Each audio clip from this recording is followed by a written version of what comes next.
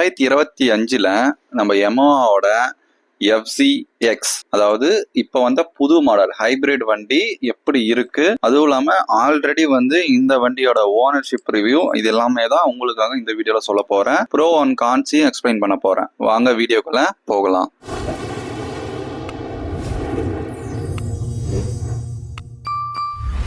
FZX இந்த வண்டி பாத்தீங்கன்னா 149cc 12.2 bhp 7250 rpmலையும் 13.3 Nm டார்க்க 5500 rpmலையும் ரிலீஸ் பண்ணோம். ஆக்சுவலா இப்போ வந்த நியூ வெர்ஷன்ல உங்களுக்கு ஹைபிரிட் சிஸ்டம் கொடுத்துருக்காங்க. இது வந்து பெரிய ஒரு இம்பாக்ட் ஏற்படுத்துமானா அந்த அளவுலாம் பெருசா எதுவும் இம்பாக்ட் ஏற்படுத்தாது. சின்ன ஒரு பர்ஃபார்மன்ஸ்ல இம்ப்ரூவ்மெண்ட் ஆகும்னு சொல்றாங்க. பட் வந்து பெரிய டிஃபரன்ஸ் எதுவும் கிடையாது. இந்த டிசைன் வைஸ் வந்து சப்ஜெக்டிவ். ஏன்னா இதோடைய ஃப்ரண்ட் ஹெட்லைட் வந்து நிறைய பேருக்கு வந்து பிடிச்சிருக்கு, அதே நேரத்தில் நிறைய பேருக்கு பிடிக்கல. என்னுடைய சஜஷன்னா அந்த ஃப்ரண்ட் ஹெட்லைட்டை எடுத்துட்டு வேற இந்த ராயல் என்ஃபீல்டு அது மாதிரி வந்து இதுக்கு மாடிஃபிகேஷன் நிறைய வருது. அதை மாத்திட்டீங்கன்னா அந்த லுக் வந்து இன்னும் என்ஹான்ஸ் பண்ணி காட்டும். இந்த வண்டியில ஒரு ப்ளஸ் பாயிண்ட்னா அதோடைய சீட்டு தான். ஆமா, இப்போ வந்து ரீசெண்டா நிறைய பேர் இந்த வண்டி எடுத்ததுக்கான காரணமே இது சிங்கிள் சீட்டு.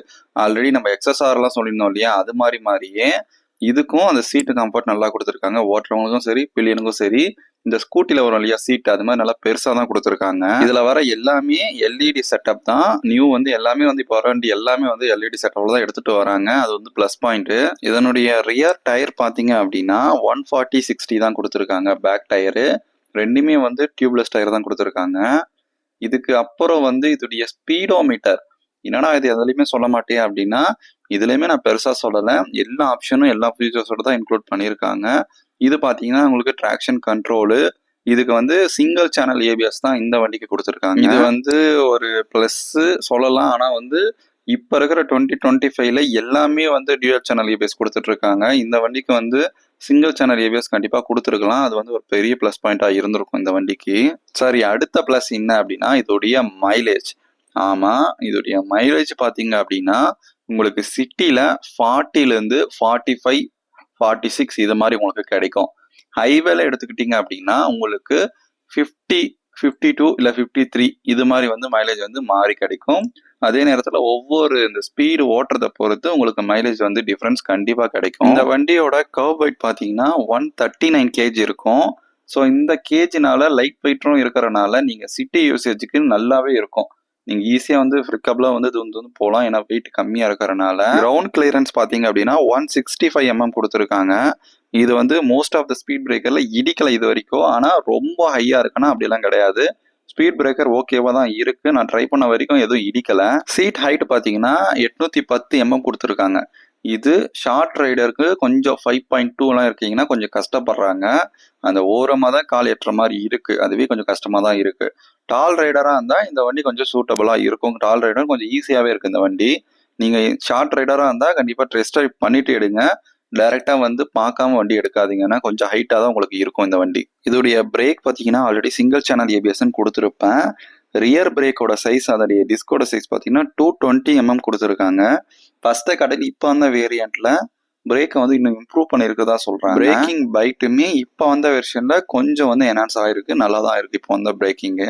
சரி, ஓவராலா எல்லாமே வந்து கன்வெர்ட் பண்ணிட்டோம். பாசிட்டிவை கான்ஸ் தான் அதிகமாக இருக்கும்னு நினைக்கிறேன். வாங்க நெகட்டிவ்க்குள்ள போகலாம். ஃபர்ஸ்ட் ஆஃப் ஆல், ஆல்ரெடி வந்து இந்த ஆன்சரை வந்து யாரும் எதிர்பார்த்துருக்க மாட்டீங்க.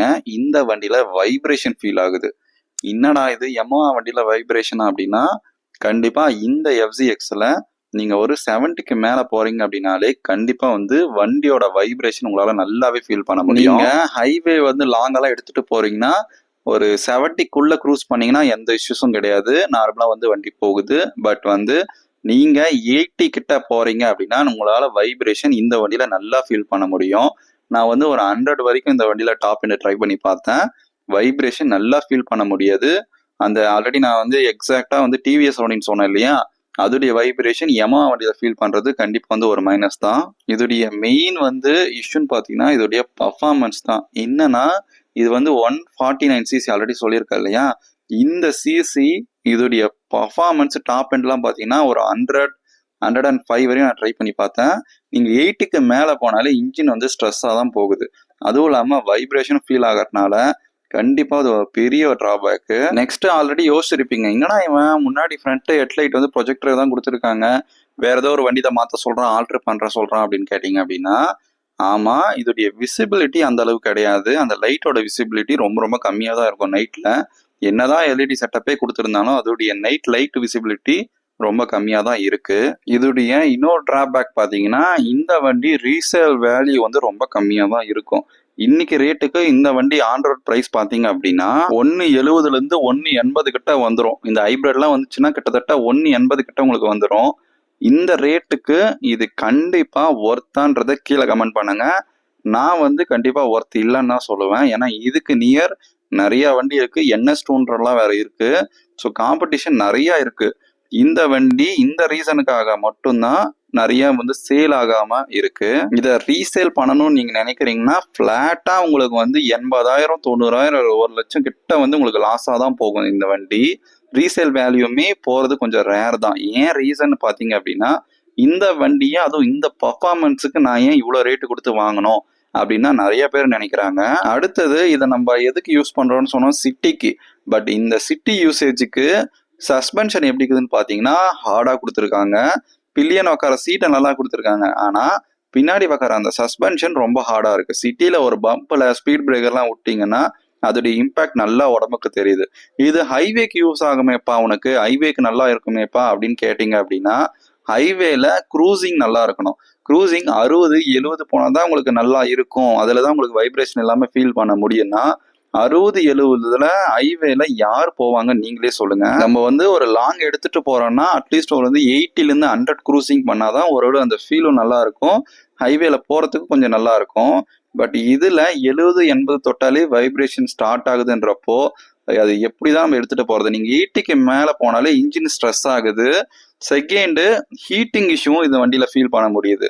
நீங்க லாங் எடுத்துட்டு போறீங்க அப்படின்னா ரெக்கமெண்டேஷன் என்னன்னா ஒரு 1.5 மணி நேரம் 2 மணி நேரம் ஓட்டுறீங்க அப்படின்னா வண்டியை ரெஸ்ட் விடுங்க. காமனா எல்லா வண்டிக்குமே அப்படிதான். பட் இந்த வண்டிக்கு கொஞ்சம் முன்னாடியே வந்து வண்டியை விட்டுட்டு ரெஸ்ட் எடுத்துட்டு போங்க வண்டியை. இந்த ரீசனுக்கு எல்லாமே தான் இந்த கஸ்டமர்ஸ் வந்து நிறைய பேர் இந்த வண்டியை வாங்குறதுக்கு ஒரு டவுட்டாகவே வச்சுட்டு இருக்காங்க. இந்த வண்டி வந்து வாங்கலாமா வேணாவா சொல்லுப்பா, ஓவரால் உன்னுடைய ஒப்பீனியன் என்ன அப்படின்னா, இந்த வண்டி இந்த ப்ரைஸ் ரேஞ்சுக்கு கண்டிப்பா வந்து டிஸ்குவாலிஃபைடு தான்.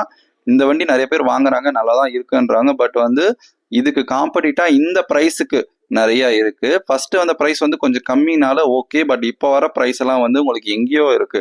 ஸோ அதுக்கு காம்படிஷன் பண்ற வண்டி டியூயல் சேனல் ஏபிஎஸ்ல நிறையவே இருக்கு பர்ஃபார்மன்ஸ் வெஹிக்கிள். அதை ட்ரை பண்ணுங்க தான் நான் என்னுடைய ஒப்பீனியனை சொல்லுவேன். நீங்க இந்த வண்டியை வச்சிருந்தீங்கன்னா நீ என்னென்ன இஷ்யூ ஃபேஸ் பண்றீங்கன்னு சொல்லிட்டு கீழே கமெண்ட் பண்ணுங்க. அப்பதான் இந்த வண்டியை வந்து ஃபீட்பேக் வந்து மற்றவங்களுக்கும் தெரியும். வேற ஏதாச்சும் டவுட் இருந்தாலும் வேற ஏதாவது வண்டி வேணும் அப்படின்னாலும் கமெண்ட் பண்ணுங்க. Anyways, thanks for watching.